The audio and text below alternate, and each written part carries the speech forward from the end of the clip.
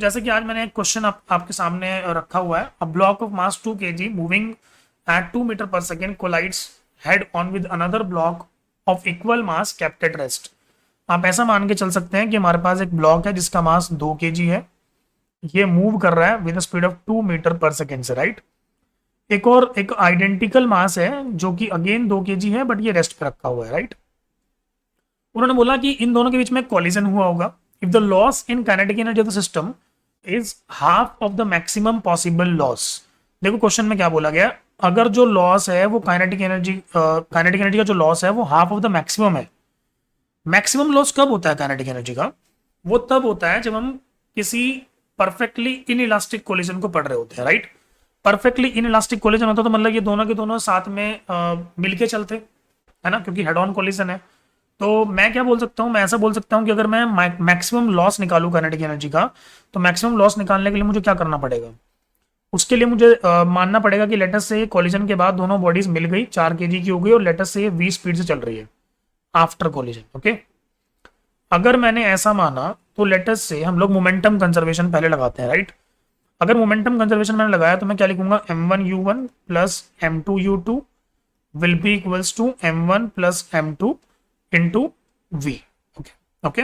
ये है हमारा परफेक्टली इन इलास्टिक कोलिजन के लिए। तो मैं लिख रहा हूं 2 multiply by 2 plus 2 multiply by 0 equals to दोनों मिलके 4 kg हो गए और v वेलोसिटी चल रहे हैं। तो क्या मैं इस 4 से इस 4 को छम्मा छम्मा कर दूं तो यहां से मुझे v की वैल्यू क्या मिल गई, 1 मीटर पर सेकेंड, राइट। इसका मतलब ये दोनों मिलकर 1 मीटर पर सेकेंड से चल रहे होंगे। तो काइनेटिक एनर्जी का मैक्सिमम लॉस क्या आ जाएगा मुझे बताइए। काइनेटिक एनर्जी का मैक्सिमम लॉस आएगा, पहले काइनेटिक एनर्जी कितनी थी, हाफ mv स्क्वायर, मतलब एक ही मास चल रहा था हमारा 2 kg वाला, राइट। मैं लिखूंगा हाफ इंटू टू का square, half mv square minus दोनों मिलके चल रहे हैं तो मास कितना हो गया, 4 हो गया, और कितनी स्पीड चल रहे हैं, 1 की स्पीड से। 2 से 2 छम्मा छम्मा, 2 2 जा 4 हो गया, 4 माइनस 2 मतलब 2 जूल की एनर्जी का मैक्सिमम लॉस होने वाला था। लेकिन उसने बोला कि काइनेटिक एनर्जी का लॉस इतना नहीं हुआ है, इसके आधा हुआ है। इसका मतलब परफेक्टली इनइलास्टिक कोलिजन नहीं है। तो कौन सा कोलिजन है भाई, ये भी हमें पता लगाना है। कौन सा कोलिजन है और कैसे पता लगाएंगे, मतलब कोएफिशिएंट ऑफ रेस्टिट्यूशन हमें निकालना है। तो उसके लिए हम मानते हैं कि जो हमारा काइनेटिक एनर्जी का जो लॉस हुआ है वो कितना हुआ, वो 1 जूल का हुआ, है ना। बहुत बढ़िया। अगर ये 1 जूल का लॉस हुआ है तो आप मुझे बताइए लॉस का फॉर्मूला क्या लिखूं मैं। इनिशियल काइनेटिक एनर्जी मेरी क्या थी, half m1u1 square minus final kinetic energy पहले वाले मास की मान लेते हैं हाफ m1v1 स्क्वायर, क्योंकि अब मिलके तो नहीं चल रहे हैं, प्लस लिखूंगा हाफ m2v2 का स्क्वायर, ओके। अगर मैं इसको सॉल्व करूं तो ध्यान से देखें, ये इधर जाके ये 2 2 2 और सब कॉमन आके उधर चले जाएंगे तो बन जाएगा 2 2 इक्वल्स टू, ध्यान से देखें 2 kg का मास था, 2 की स्पीड चल रहा था, माइनस 2 kg का मास है, v1 स्क्वायर पता नहीं है, माइनस 2 kg का मास है, v2 स्क्वायर पता नहीं है, राइट और रॉन्ग। मैं तो बोल रहा हूँ 2 2 2 2 सब खत्म, राइट और रॉन्ग। बचा क्या हमारे पास, इसको मैं फिलहाल इक्वेशन नंबर 1 मान रहा हूँ, राइट और रॉन्ग। एक इक्वेशन तो ये आ गई। अब दूसरी इक्वेशन कहां से लाए, मोमेंटम कंजर्वेशन से लाते हैं। मोमेंटम कंजर्वेशन क्या होगा, अब इस बार मैं लगाऊंगा m1u1 plus m2u2 equals to m1v1 plus m2v2। अगर ये मोमेंटम कंजर्वेशन में लगाता हूं तो क्या लिखूंगा, 2 into 2 plus 0, 2v1 plus 2v2।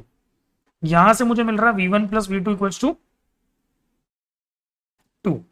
Equation number 2 समझ में आ गई।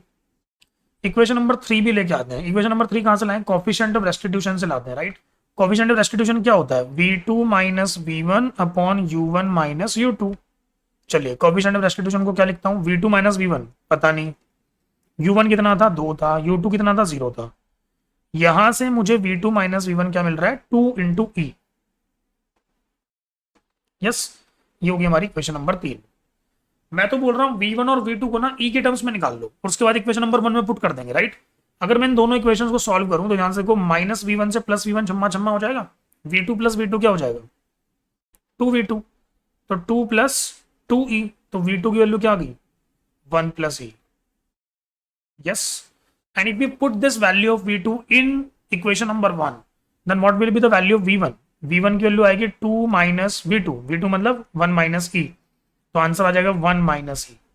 तो v1 आ गया हमारा 1 माइनस ई। v2 और v1 दोनों e के टर्म्स में आ गए। और इक्वेशन नंबर 1 देखो, v1 square plus v2 square equals to 3 है, ये वाली इक्वेशन सबको नजर आ रही है? मैं इस इक्वेशन में क्या कर रहा हूँ, मैं इस इक्वेशन में वैल्यू पुट कर रहा हूँ। हमारे पास ये तीन मेन इक्वेशंस बनी थी, एक आई थी कहाँ से, काइनेटिक एनर्जी के लॉस से, दूसरी आई थी कंजर्वेशन ऑफ मोमेंटम से, और तीसरी आई थी कोएफिशिएंट ऑफ रेस्टिट्यूशन से, right? So let's put this value in equation number 1। This gives me 2e cancelled out हो गया, तो 2 + 2e स्क्वायर इक्वल्स टू 3, जिससे मुझे e स्क्वायर की वैल्यू मिल रही है 1/2 and this gives me e equals to 1/√2। Are you getting? So हमें जो क्वेश्चन में पूछा गया था, शायद लैम्डा की वैल्यू पूछी गई थी, लैम्डा की वैल्यू होगी 1, बिकॉज 1/√2 हमारा e की वैल्यू आई है।